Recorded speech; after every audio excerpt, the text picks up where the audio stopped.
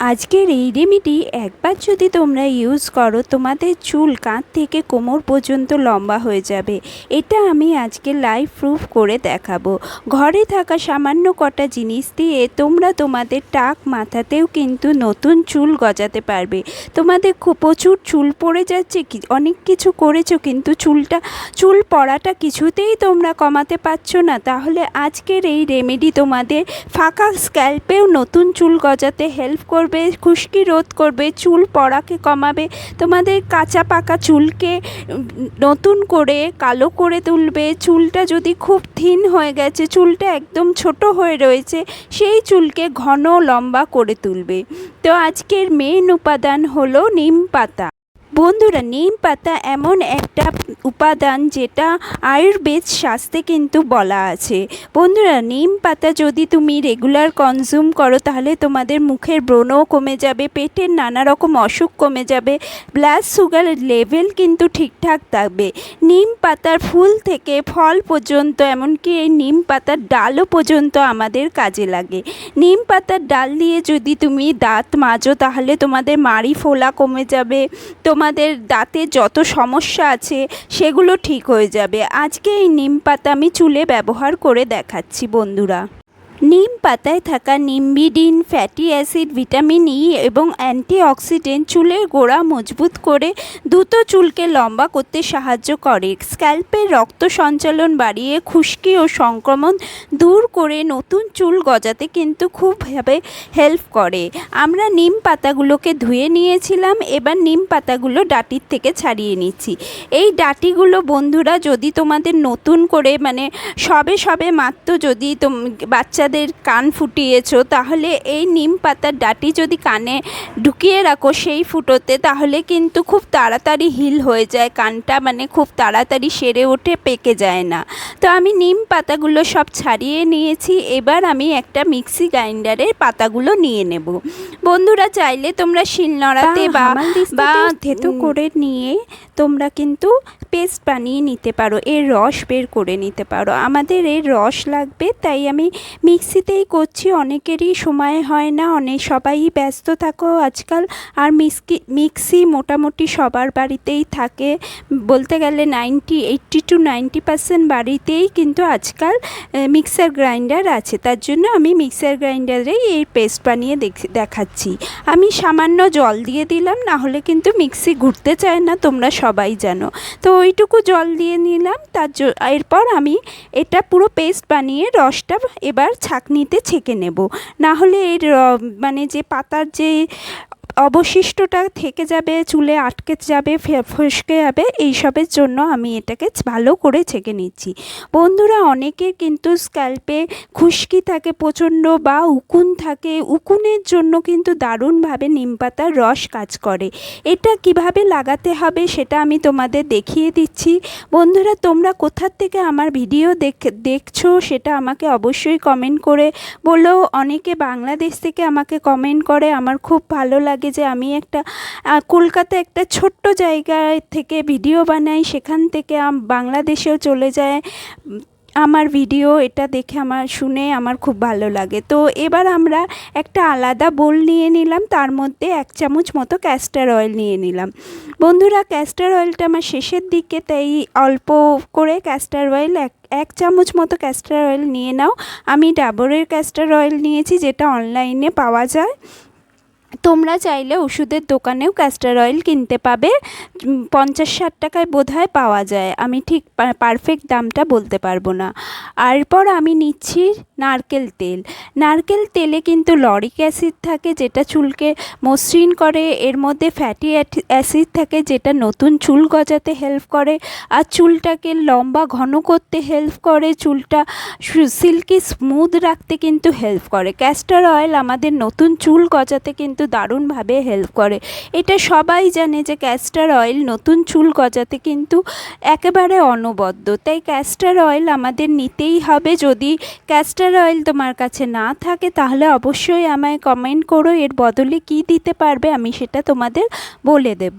এরপর আমি যে রসটা বানিয়ে রেখেছিলাম সেখান থেকে কয়েক চামচ তুমি রস এই তেলের মধ্যে দিয়ে দাও। তেলের মধ্যে দিয়ে একটু ভালো করে কিন্তু মিশিয়ে নিতে হবে। তোমরা সবাই যেন ব্লেন্ড হতে চায় না জল আর তেল, কিন্তু আমাদের ভালো করে মিশ্রণটাকে মিশিয়ে নিতে হবে। আর এই মিশ্রণটাকে তোমরা চান করার 2 ঘন্টা আগে স্ক্যাল্পে লাগিয়ে নেবে ভালো করে। কোনো যদি তুলোর সাহায্যে তুমি লাগাতে পারো, এটা কিন্তু স্প্রে বোতলে হবে না, তুলোর সাহায্যে বা যে ড্রপার থাকে, অনেক সময় ওষুধের ড্রপার থাকে, বা তুমি কোনো সিরামের বোতল যদি শেষ হয়ে যায় সেই সিরামের ড্রপার থাকে, সেই ড্রপার দিয়ে স্ক্যাল্পে কিন্তু ড্রপ ড্রপ করে লাগিয়ে তুমি 2 ঘন্টা চুলে রেখে দেবে। 2 ঘন্টা চুলে চান করতে যেদিনই শ্যাম্পু করবে এই রেমিডিটাকে বানিয়ে নেবে। আর এই রেমিডি কিন্তু তোমাদের চুলকে লম্বা ঘন করতে দারুণভাবে হেল্প করবে। স্ক্যাল্পে কিন্তু রক্ত সঞ্চালন বাড়িয়ে তুলবে। নিম পাতা, উকুন যদি থাকে, প্রচণ্ড উকুনে তুমি একেবারে জর্জরিত, এই নিম পাতার রস যদি তুমি দাও মাথায়, তোমার কয়েক সপ্তাহের মধ্যে কিন্তু উকুন চলে যাবে, একদম নির্মূল হয়ে যাবে। উকুনের যে বংশধর সেটাও নির্মূল হয়ে যাবে। এবার আমি বাদবাকি যে রসটা রয়েছে সেটাকে কিভাবে ইউজ করবে সেটা দেখিয়ে দিচ্ছি। এর জন্য তুমি একটা শ্যাম্পু নাও, যে কোনো শ্যাম্পু। আমি পার্সোনালি ডাভ শ্যাম্পু পছন্দ করি। এই ডাভ শ্যাম্পুর মধ্যে বায়োটিন আছে এই শ্যাম্পুটার মধ্যে, তো তার জন্য আমি এই শ্যাম্পুটাকেই পার্সোনালি বেশি পছন্দ করি। এটা ইন্টেন্স রিপেয়ার, এটা চুলকে কিন্তু সিল্কি স্মুথ দারুণভাবে করে। তো এরপর আমি এই শ্যাম্পুটা পুরোটা দিয়ে দিলাম। আমার 1 পাতা শ্যাম্পুতে কিন্তু হয়ে যায়, তোমাদের যদি 2 পাতা শ্যাম্পু লাগে তোমরা 2 পাতা শ্যাম্পু নেবে। এরপর আমি এর মধ্যে নিচ্ছি খানিকটা অ্যালোভেরা জেল। অ্যালোভেরায় প্রচুর পরিমাণে vitamin A, C, E, vitamin বি12 থাকে, ফলিক অ্যাসিড থাকে, তারপরে প্রোটিওলাইটিক এনজাইম এবং ফ্যাটি অ্যাসিড থাকে।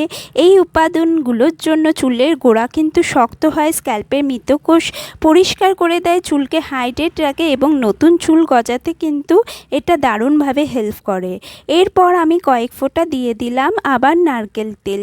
আমরা এই যে রেমিডিটা আমরা হয়তো চুলের গোড়ায় লাগাবো, চুলের যে আগাগুলো যাতে না ফেটে যায় তার জন্য খানিকটা নারকেল তেল দিয়ে দিলাম। এবার আমি অল্প একটু আরেকটু জল মিশিয়ে দিলাম বন্ধুরা, যাতে ভালো করে শ্যাম্পুটা ব্লেন্ড হয়ে যায়, প্রত্যেকটা জিনিস ভালো করে ব্লেন্ড হয়ে যায় একসাথে। শ্যাম্পু যদি তোমরা জলের সাথে মিশিয়ে লাগাও তাহলে কিন্তু শ্যাম্পুর যে শ্যাম্পুর মানে যে প্যারাবেন, সালফেট আরও নানা রকম কেমিক্যাল থাকে সেগুলো কিন্তু এর মধ্যে মিশে যায়, জলের মধ্যে মিশে যায়, আর আমাদের চুলে কিন্তু ক্ষতি করে না। চুল পড়া কিন্তু বন্ধ হয়ে যায়, চুল একেবারে স্বাস্থ্যোজ্জ্বল আর ভালোভাবে এটা বাড়তে শুরু করে। বন্ধুরা, যদি চুল পড়া কমে যায় তাহলে কিন্তু তোমাদের চুল দারুণভাবে লম্বা হতে শুরু করে দেবে। তো আমি তোমাদের একটা ড্রপারের সাহায্যে কিভাবে স্ক্যাল্পে লাগাবে সেটা দেখিয়ে দিচ্ছি। এইভাবে ড্রপ করে কিন্তু স্ক্যাল্পে ভালো করে লাগিয়ে নাও। লাগিয়ে কিন্তু হালকা হালকা হাতে আঙ্গুলের ডগা দিয়ে ম্যাসাজ করবে, একদমই নখ ইউজ করবে না, আঙ্গুলের ডগা দিয়ে ম্যাসাজ করবে।